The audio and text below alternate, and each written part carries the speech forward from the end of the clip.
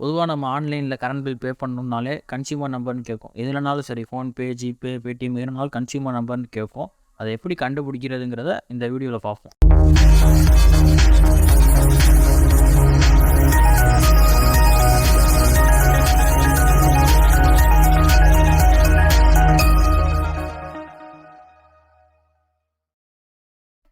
உங்கள் கன்சியூமர் நம்பரை 4 பார்ட்டாக பிரிப்பாங்க.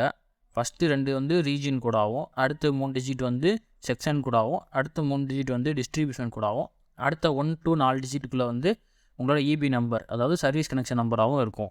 உங்கள் கன்சியூமர் நம்பரை எப்படி கண்டுபிடிக்கிறது TNEB அவங்க கவர்மெண்ட் வெப்சைட்லேயே கொடுத்துருக்காங்க. இது TNEBயோட குயிக் பே பேஜ். இதோட லிங்க் டிஸ்கிரிப்ஷனில் தர்றேன். இதில் நோ யுவர் கன்சியூமர் நம்பருங்கிறத கிளிக் பண்ணி உள்ளே போயிருங்க. உள்ளே போயிட்டீங்கன்னா உங்களோட கரண்ட் பில்லில் நீ கரண்ட் பே பண்ணப்போ ஒரு ரிசிப்ட் மாதிரி கொடுத்துருப்பாங்க. அதில் மின் இணைப்பு நம்பர் அப்படின்னு போட்டு ஒரு 12 நம்பர் இருக்கும். அதுதான் உங்களோட கன்சியூமர் நம்பர். இது உங்களுக்கு ரீஜன் கோடோடே வந்துடும்.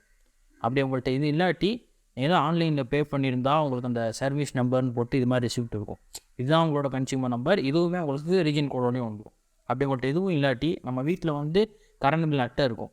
அதில் மின் இணைப்பு நம்பர்னு போட்டு உங்களுக்கு நம்பர் இருக்கும். இது ரீஜன் கோடு இல்லாமல் இருக்கும். இதில் எப்படி நம்ம ரீஜன் கோட் தெரிஞ்சுக்கிறதுனா, நோ யுவர் ரீஜின்ங்கிற கிளிக் பண்ணிட்டு இதில் உங்கள் டிஸ்ட்ரிக்ட் எந்த இதுன்னு பார்த்துக்கோங்க. பார்த்துட்டு அதுக்கு நேராக எந்த நம்பர் கோடு போட்டிருக்கோ அந்த கோடு போட்டு உங்கள் கரண்ட் பில்லில் இருக்க கரண்ட் அட்டையில் இருக்க நம்பரை போட்டிங்கன்னா அதுதான் உங்களோட கன்சியூமர் நம்பர். அதை வச்சு நீங்கள் பே பண்ணிக்கலாம். எப்படி கரண்ட் பில் பே பண்ணுறது ஆன்லைனில், அதாவது ஃபோன்பே, ஜிபே, பேடிஎம், டான்ஜெட்க்கு மொபைல் ஆப், இதெல்லாம் எப்படி பே பண்ணுறதுங்கிறதுக்கு அடுத்து நம்ம சேனல்லே அடுத்தடுத்து வீடியோ போடுவோம். ஸோ மறக்காமல் சப்ஸ்கிரைப் பண்ணி வச்சுக்கோங்க. அப்போ தான் நீங்கள் அதெல்லாம் பார்க்க முடியும். இந்த வீடியோ உங்களுக்கு யூஸ்ஃபுல்லாக இருந்தால் லைக் பண்ணிட்டு ஷேர் பண்ணுங்கள். இன்னும் இது மாதிரி நிறையா யூஸ்ஃபுல்லான விஷயங்களை தெரிஞ்சுக்க சப்ஸ்கிரைப் பண்ணுங்கள்.